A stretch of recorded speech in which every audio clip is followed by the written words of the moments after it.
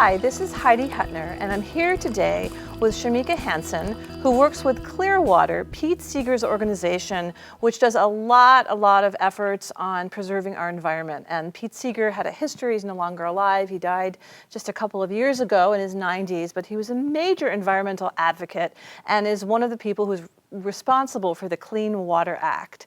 So Shameika's here with us today, and she's actually a former student of mine and a Stony Brook University grad in the Environmental Humanities major and Sustainability Studies program. And Shameika now works with Clearwater, and Clearwater is this incredible, you do incredible advocacy work, right? There's the sailing ship that was Pete's, called the Clearwater, that goes down the river, Hudson River, and does education, and you just do a whole list of things. And I wanted to just hear what you guys are up to these days. So these days in particular, we are really trying to work on restoring the sloop. So Pete's vision was that we would have the boat sailing up and down the Hudson River for as many years as we could keep it. Historically, the sloops were blown up and left at the bottom of the river because they cost too much to restore as wooden boats.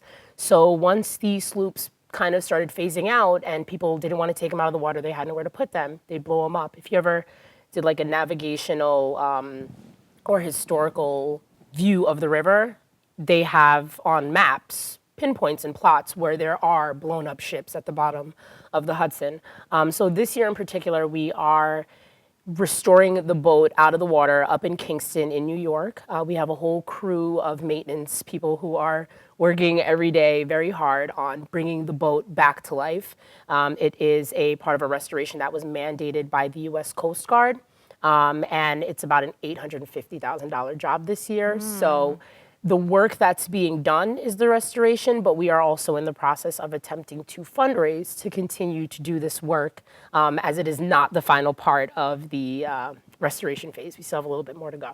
And what happens on the ship? I've been on it with students and kids, and I know there's a lot of environmental education that takes place. And what's sort of the vision of doing that? I mean, why did Pete want that boat on the river, and what was his goal in having that education take place? So Pete lived in the Hudson Valley. And at the time that he lived there, the Hudson River was extremely dirty. It was filled with sewage and chemicals that had been dumped in there and a whole host of things. Garbage, PCBs from GE. We have Indian Point Power Plant that's there. There's a lot going on in the Hudson River. It's a pretty long river. And he wanted to go swimming. And he just thought it was a beautiful place, and he wanted other people to see that too. So as the story I was told is that he stumbled across some books that Henry Hudson had actually had, his diary, and he read up on the sloops and how the valley used to be, and he wanted to return it to that. So he and his friends did a series of concerts to raise money to build a boat to take folks out on the water, because it's, as you know, a completely different experience when you're on the river than when you're looking at it from the land. And the reason why we bring people still out on the river is because we could educate anyone from the shores.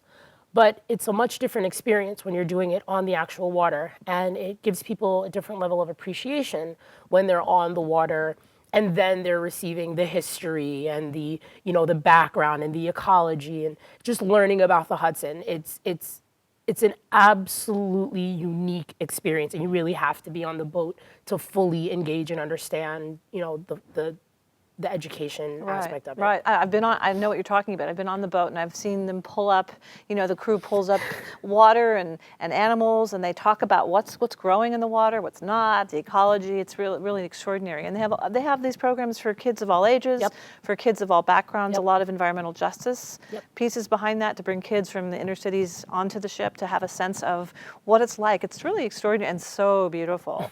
And it's an old boat, right? It's all made out of wood. It's all wood. Because it is in mostly, goes between fresh and salt water, because the Hudson River, flows north and south. And, we have to, the crew, not me, because I do not want to take any credit for what I'm not doing. They wash the deck every morning with salt water to maintain the wood. When they clean the crew area down at the bottom in the hold, they're using like toothbrushes and cleaning in between the boards, the floorboards. They wipe each individual slab of wood on the floor to clean it up.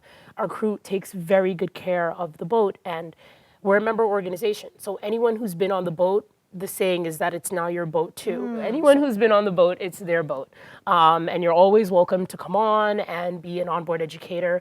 We have volunteer, And you know, weeks. you have women's programs for young We have women. Yeah, we have 2 youth at the helm programs. It's one for women, one for young men. They come on to the boat for about 4 days and 3 nights. They do not spend the nights on the boat. They camp on shore with, you know, adults. I'm one of the awesome adults they camp with. And they learn everything from sailing to history to ecology to navigation to, they come out and they're sailing the boat. After like 4 days, they are completely doing all the lines, they are docking the boat. It is absolutely amazing. So we want to get this boat back in the water. We want to get this boat back on the water. That program is free to those students. We fundraise for it. That program is for low-income students who want the experience, and their schools may not take them on the boat because they can't afford it, or they may just be too far, and it may not be a stop that we necessarily dock at, and they just want to be a part of Clearwater. And we bring about 14 girls and men on the boat at different times, different weeks. And it's an amazing experience. You actually kind of have to be there with them to really see how much they learn in those 4 days. It's mind-blowing how much they learn. They get an amazing education on that boat during those 4 days. So it seems like Clearwater's vision is to take care of the river. Absolutely. And to educate the community around the river. Absolutely. To take care of it as well, and why and how to do that. And it seems like there's a lot of advocacy. There's another piece that we've been to together, which is the Clearwater Festival. And I know that you have the Green Cities tent, and part of the vision at the festival, and there's music, because of course Pete Seeger was a musician, and it was through music that he educated for nonviolence, for peace, for the environment, for equality, for women's rights, all those issues that he saw as tied together. But at the festival, where here it's all music, there's a huge component that is environmental. Could you talk about that? So our festival is probably one of the only festivals that our mission, our aim, is to have an environmental component. It's not just music. It's very much a family-friendly place to go and camp and learn and just have fun. It's amazing. Work together. Everyone works together. Yes, it's amazing. I have volunteers who come by themselves, knowing that they don't know anyone, but that they'll meet people and it'll be like a family once they get there. And that's exactly what happens. So you Last mentioned year you were the full volunteer coordinator. Yeah, quite the experience. How many? 1,000 plus? It takes 1,000 volunteers to make the festival happen, between the coordinators and all the actual areas that people are working in. It's huge. Yeah, our It's a big security's festival. biggest area. Yeah. It's about almost 200 people just in peacekeeping. So it takes a lot, but as you know, everyone in Clearwater kind of just, when things need to be done, they buckle down and all hands on deck, and everyone literally gets the job done. And you're in this beautiful park. Croton Point Park. And you see the Clearwater ship sailing by. Yep, we have both boats docked. The Mystic Whaler comes down from Connecticut to help us with our sailing programs during the spring and summer. They'll be doing that again this year, as they have been. And they both dock and sail at the park during the festival. We offer public sails all day, all weekend. And it's amazing. You could do kayaking. We have canoeing, just paddle boarding. People camping at the people festival. Camping. And then there are these volunteers who work specifically on educating the general public there about a variety of environmental issues. That's our environmental action. So you had fracking education, PCB education. Indian Point, which is now leaking. A lot into the river, the tritium, desalination issues, air quality, and then there was a whole kind of redoing your home. Energy retrofits to the homes, yes. So, as you just mentioned, our environmental action department has a lot going on. And the EA director, Manna, Joe Green. Who's wonderful. Who is absolutely wonderful, who was part of my introduction to Clearwater, one of the few people who I met and worked with prior to actually being a full-time employee there. And she has her plate full. And she's also a politician, isn't she? She is also a legislator. She has a lot going on. Manna is truly from the era of action. She comes from the Martin Luther Kings and the Rosa Parks. That's where Manna rests all the time. She never stops. And currently, I'm not sure, how many people are aware, but Indian Point, the nuclear power plant located up in Buchanan, right on the Hudson River, has been found to be leaking tritium. Massive amounts Massive of tritium. amounts. And we are continuing the fight, but this is just giving us some more momentum. It's been in the news, and this isn't the first time it's leaked. There's been multiple times prior that we have And it's had shutdowns. And it's had shutdowns. We do not use all the power from it. We're really just receiving the poor end of the stick. New York City is right, 25 to 50 miles out from Indian Point. And it was suggested that if we did have an evacuation, it would be a 50-mile radius of an evacuation. So we're talking about parts of Long Island, we're talking about New York City, Rockland County, New Jersey, parts of Connecticut. Westchester is gone.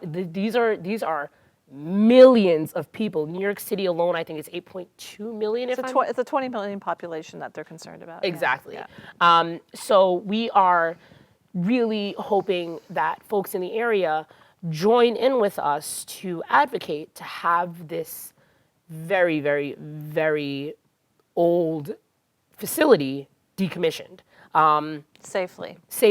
As safely as possible, but also as quickly as possible. And as you know, we have a nuclear storage issue right now in the United States. Where we're putting these things, I don't know. But we need to get rid of it, and we need to phase out from this fossil fuel. Certainly don't want to keep producing it. Gosh, no, we really don't. Yeah. And everyone says, they say, oh, it's just a small possibility of problems compared. But I'm like, if one thing goes wrong, which we've clearly seen it's going wrong, there are millions of people whose lives are at risk, and we really don't want another Fukushima on the Hudson. So this is something that Manna Joe's working very hard on. Yes, very diligently, day and night. I get emails at 2 a.m. Manna does not sleep. Manna doesn't sleep. Sounds like someone I know, Heidi. I don't sleep very much myself. No, I know.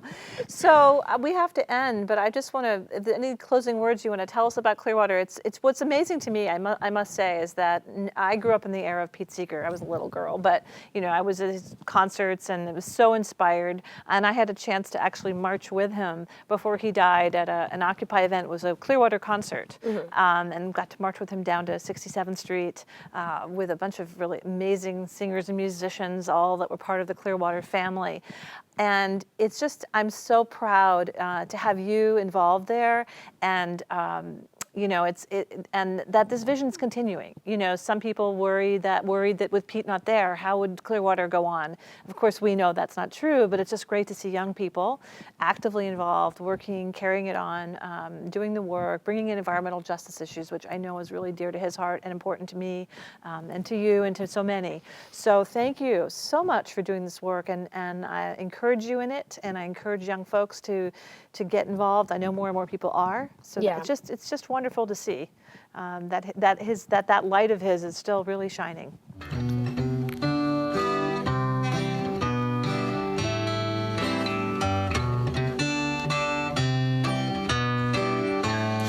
I says, you know this song. To everything turn, turn, turn. There is a season.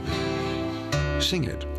And the whole audience sing, turn, turn, turn. There is a season and a time for every purpose under heaven. Time to be born, a time to die. Sing it.